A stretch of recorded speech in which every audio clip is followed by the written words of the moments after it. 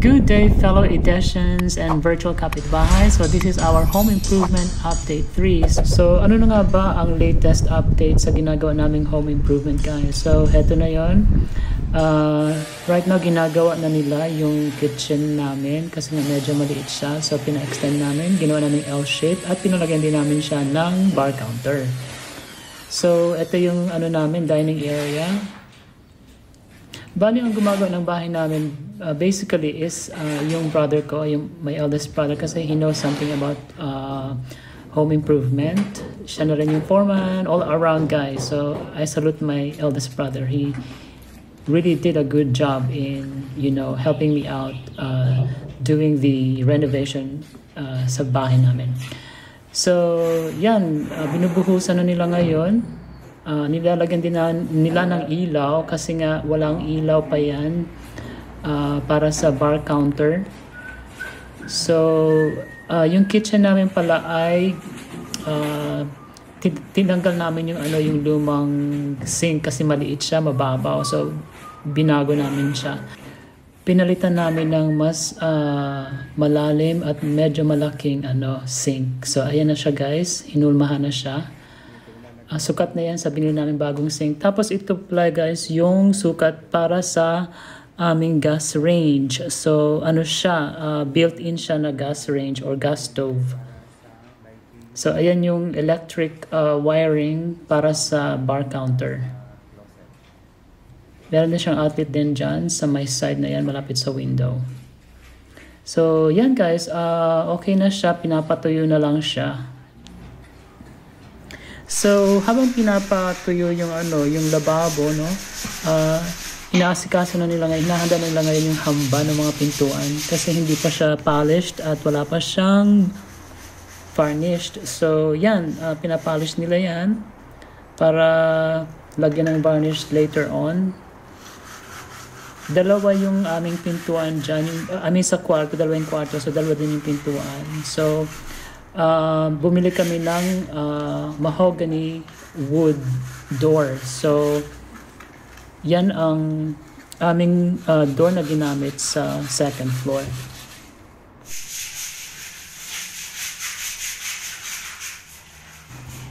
Tapos, guys, napansin namin yung railings sa staircase na hindi maganda yung pagkapintura, madaling matanggal siya.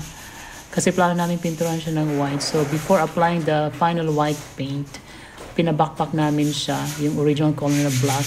Tapos pinalagyan namin siya ng epoxy primer na mas matibay. Tapos lalagyan siya ng wooden accent sa handle niya. So yan, bali pinipinturahan na siya ng epoxy primer bago applyan ng final white coating. So guys, eto na yung door na binili namin. So tapos na nilang lihain yan or i-polish. So right now, ina-applyan na siya ng varnish para mas maganda siyang tingnan at lumabas talaga yung magandang kulay niya. And then tinakid na nila or install itong window grills sa second floor. As you can see, they painted it black.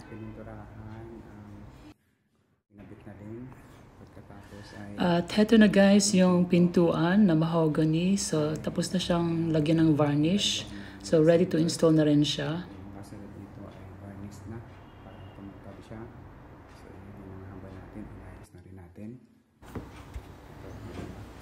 So as you can see, guys, ayan, no, ito na yung railings sa staircase. Meron na siyang epoxy primer na gray. Bali yung maliliit na metal or flat metal na yan, sa kasama niya, ay hindi namin yan pipinturahan. Tatanggalin namin siya. So the next day, guys, inumpisahan nilang gawin yung mga pintuan sa second floor. So ayan, tinatakid na nila yung mahogany wood doors. Inaayos na nila yung mga doorknob, as you can see, guys, in the video. So, ayan, at malapit nang matapos ang pintuan.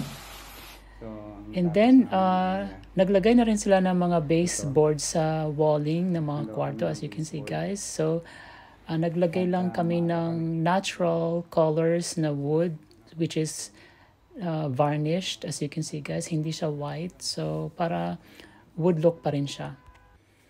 And as you can see guys, ayan naitakid na yung mahogany wood door sa kwarto. And maganda siyang tingnan kasi may varnish na siya. Ayan.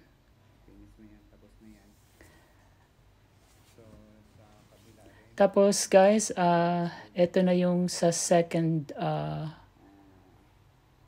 bedroom. Naitakid na rin yung door. At may baseboard na rin guys, yung mga walling niya. So ayan yung closet, hindi pa nalalagyan ng covering at yung mga shelf. So maganda ang pagkakalapat ng pintuan at maayos yung pagkagawa. And as you can see guys, ito na yung railing sa staircase. So meron siyang epoxy primer.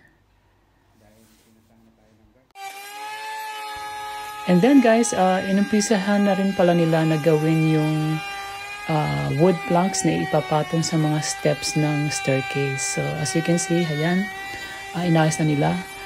Lalagyan namin siya ng LED lighting every step. So kaya meron siyang parang kanal sa edges. So ayan guys yung solid wood planks na ilalagay namin sa staircase.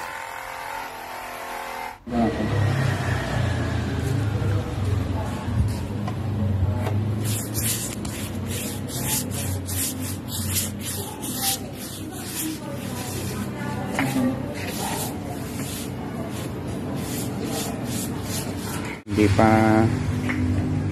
natatapos. Sayang, ito pa lang eh. Oh. Andito na sana tayo sa triangle kasi kinakailangan putulin natin ito at saka mahirap yung mga kantuhan na ganyan. Kinakailangan ay ang kahoy ay sigo. Ayan. Sayang. Kayong nandun sa ibabaw na triangle din. Kailangan ng circular saw. Hindi na maputol. So, ito yung first step o second step.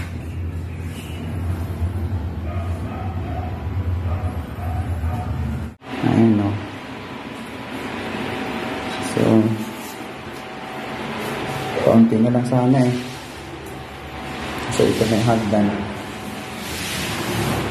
So itong railing ay tinanggalan na natin ito ng tinanggalan na natin yung dati at papalitan ng bago. Ayan. So hindi natapos.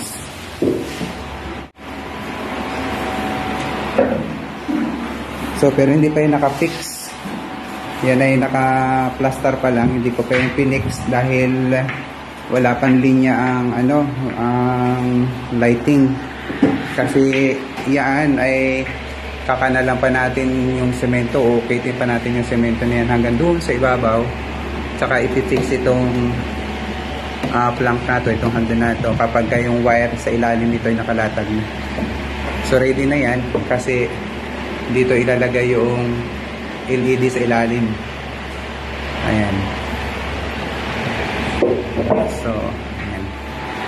Tapos ang lababo, pinalitan na rin namin ang lababo. Ito na yung bagong lababo na binili namin rin. So ito ay temporary lang para magamit. So ito ay merong nakalagay pa rin dito dito kalahati pa ito yung pang drain. Andun pa. So mas malalim na ito. Dito malagyan na ito ng quartz. Kung ano man ang ilalagay dito sa ibabaw. Nakikita dito pantay na ito. Ibabawan pa ito ng konti para hindi sumabit dito yung quartz. So dito ayan, para pantayan dito. Tapos dito naman yung lutuan. Ayan. Butas na rin ito. Diyan na rin nakalagay yung lutuan.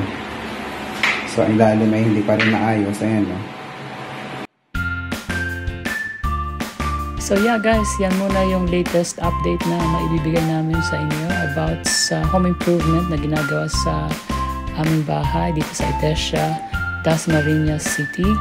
So thank you guys for watching. I hope to see you on my next one. Sa diyan. Bye bye.